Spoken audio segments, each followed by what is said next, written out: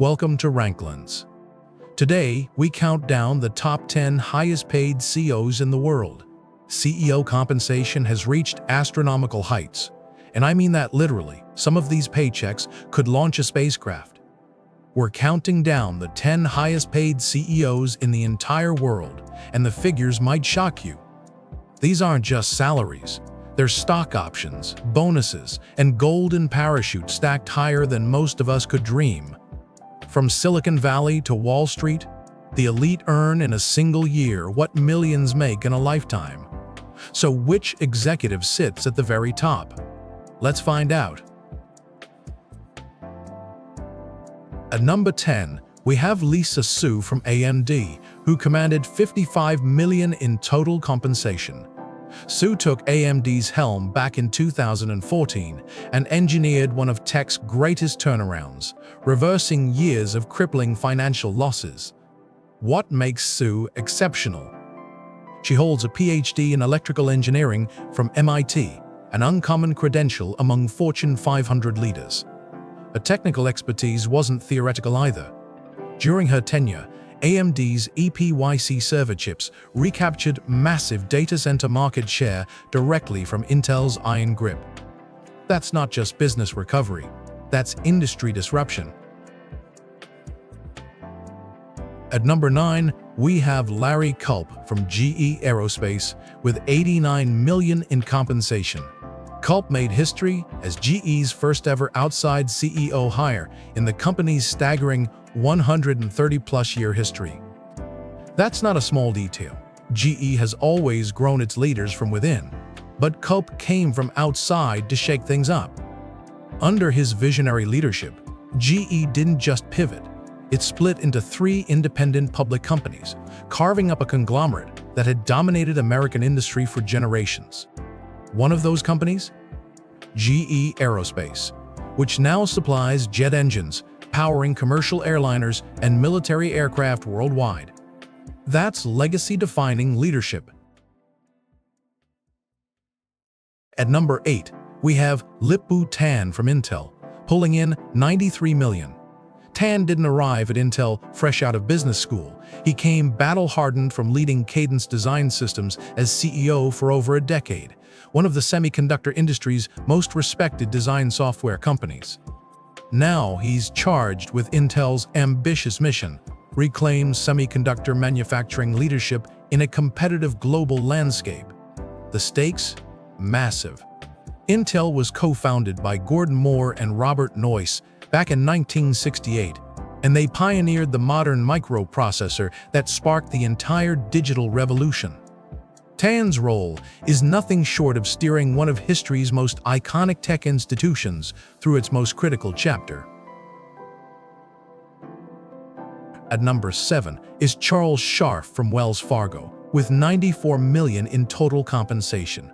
Scharf arrived in 2019 as a reform-focused outsider, specifically brought in to rebuild the bank's shattered reputation. Wells Fargo had faced a Federal Reserve asset cap, a regulatory punishment with teeth, following its catastrophic 2016 account scandal that rocked the entire institution. Scharf wasn't some insider trying to smooth things over. His whole mandate was structural reform and earning back trust. Before Wells Fargo, he'd already served as CEO of 2 other giants, Visa and Bank of New York Mellon. His resume screams crisis management and institutional repair, exactly what one of America's most damaged banks needed. At number 6, Satya Nadella from Microsoft earned $96 million. When Nadella became Microsoft's CEO in 2014, it was historic, only the 3rd person ever to hold that role in the company's 4-decade history. He inherited a company many viewed as stagnating, clinging to its PC-era dominance. Under his leadership, Nadella transformed Microsoft's trajectory by cultivating Azure into one of the world's 2 dominant cloud computing platforms, competing head-to-head with Amazon Web Services. The impact? Over his decade-long tenure, Microsoft's market capitalization grew by trillions of dollars, cementing his place among history's most transformative tech leaders. His strategic vision didn't just save Microsoft, it reinvented it.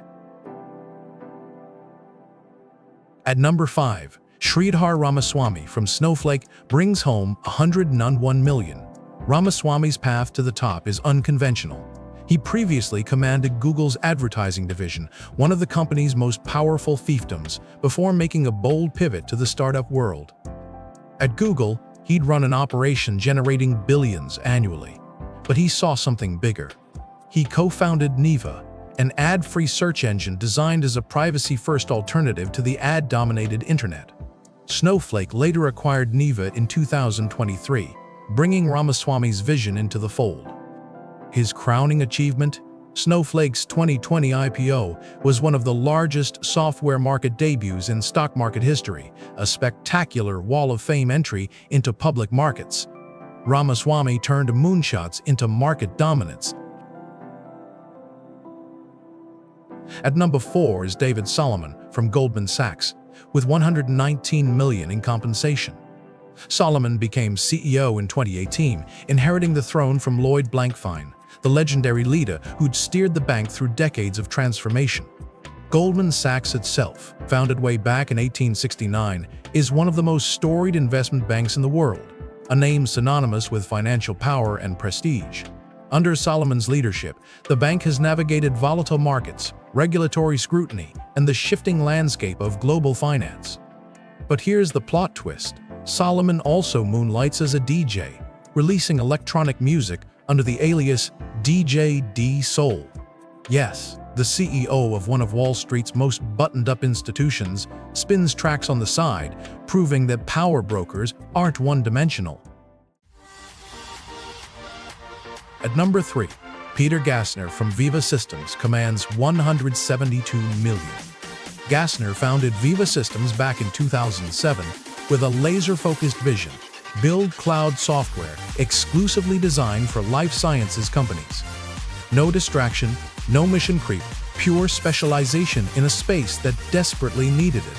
The bet paid off spectacularly.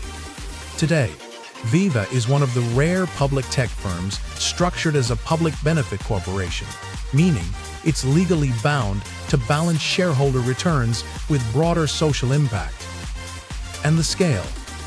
Nearly every major pharmaceutical company on Earth relies on Veeva's cloud platform for their commercial operations, from drug launches to distribution networks. Gassner didn't just build a company, he built an industry standard that became indispensable. At number 2, Hock Tan from Broadcom pulled in $205 million. Tan transformed Broadcom into a diversified tech giant through a relentless, methodical strategy of acquisitions, buying up companies, integrating them, and compounding value at scale. His crown jewel. Broadcom's acquisition of VMware ranked among the largest technology deals ever completed, a transaction that reshaped the entire infrastructure software landscape. Born in Malaysia, Tan rose through the ranks to become one of the most formidable operators in Silicon Valley, consistently ranking among the highest-paid executives in the region. His success isn't flashy, it's disciplined, strategic, and ruthlessly effective. Every acquisition, every integration, every strategic pivot was calculated to strengthen Broadcom's position at the intersection of connectivity and infrastructure. Tan's relentless drive is what separates billionaire builders from mere executives. At number 1, Niraj Shah from Wayfair takes home a staggering $281 million. Shah co-founded Wayfair way back in 2002 alongside Steve Conine, launching an audacious vision: build an online home goods retailer that would revolutionize how people furnish their homes. The vision worked. Wayfair now ranks among the largest e-commerce retailers, focused exclusively on home furnishings, a $100+ billion market category that Shah and Conine helped pioneer. But here's the striking detail. Shah's $281 million pay topped the entire list, despite Wayfair reporting operating losses for several consecutive years. That's a controversial position. How can a CEO claim the highest pay while the company loses money? The answer lies in stock options and a long-term bet on growth over near-term profitability. Shah's compensation is a lightning rod for questions about executive pay, inequality, and how markets reward vision even when profits don't yet follow. These 10 executives collectively earn over $1.4 billion annually, more than the GDP of some nations. What does that concentration of wealth tell us? It reveals the premium market's place on leadership at the highest levels, where strategic decisions ripple across millions of employees, shareholders, and consumers worldwide. Yet it also raises uncomfortable questions. Is the pay proportional to value created, or has executive compensation become decoupled from company performance? From CEOs rebuilding fallen giants to founders scaling startups into empires, these salaries are a mirror reflecting both meritocracy and inequality in modern capitalism. The gap between CEO pay and worker pay has never been wider, a reality that will define economic policy for decades to come. And that's the top 10 highest-paid CEOs in the world. If you enjoyed this countdown, subscribe to RankLens for more.